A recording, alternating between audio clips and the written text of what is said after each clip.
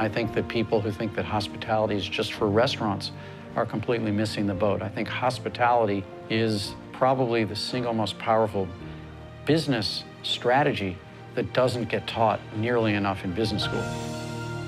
What we've learned in our business is to understand that service and hospitality are completely different topics.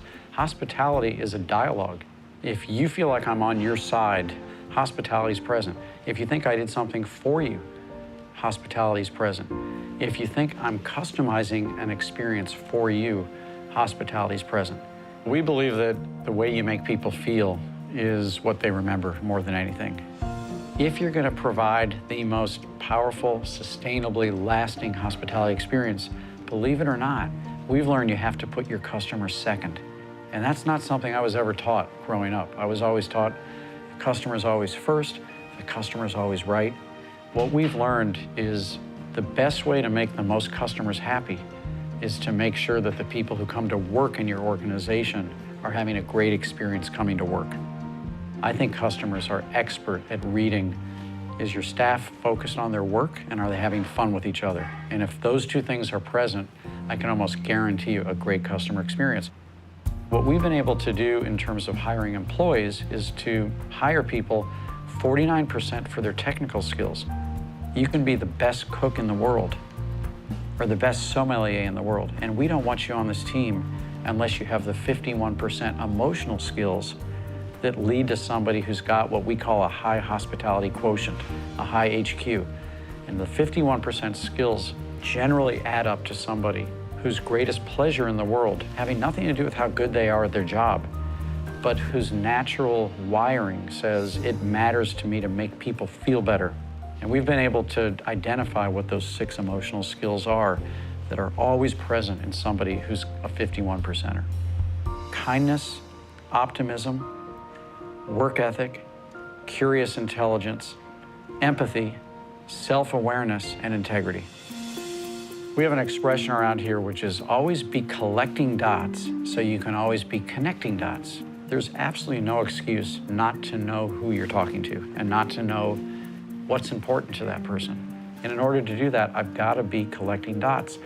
We have search engines, we have databases, we have all kinds of opportunities to know who's here, who are they dining with, when did they last eat here, what did they order, what were we talking about, and we keep notes on all of that stuff. And then we put those connections to use for people that make them feel that this is a customized experience just for them. Gramercy Tavern is 21 years old and remains New York's #1 favorite restaurant in the Zagat survey. And we're really proud of that. I think that when someone says that you are their favorite version of anything, they're paying you the absolute highest compliment they can pay you. No one said Gramercy Tavern is the best restaurant. No one said Lexus is the best car. We'd like to think we are, and you'd like to think you are. But if somebody says, this is my favorite, that's inarguable. Nobody can say, no, it's not your favorite. And if I say Lexus is my favorite car, it wouldn't be my favorite if it also didn't provide an emotional connection that made me feel awesome. We have competitors out there who actually have higher food scores than we have. And we have a higher favorite rating. We have competitors who have even a higher service score.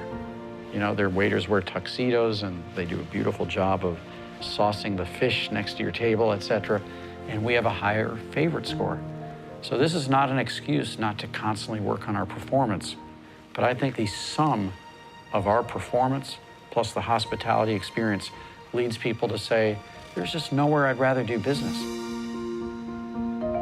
We're in a day and age with the internet where every good new idea we have, if it's truly a good idea, gets copied. And the shelf life of innovation is, it's probably about 5 seconds today. Nobody can take out their smartphone and take a picture of an act of hospitality. They can't take a picture of how you made my heart feel. And so, yes, we're gonna keep innovating. Yes, we're gonna keep performing at our maximum capacity, but we're gonna go to town on the stuff that you cannot copy from us. I tell our team here all the time, you think you're in the restaurant business? Forget about it. This is just a box. It's a hospitality box. That's the advice I would give any business, is put it out of your mind that you're selling a car. You're selling happiness, and you're selling emotional comfort. And if you can understand who I am and what my sign says when I walk in, where else am I going to go?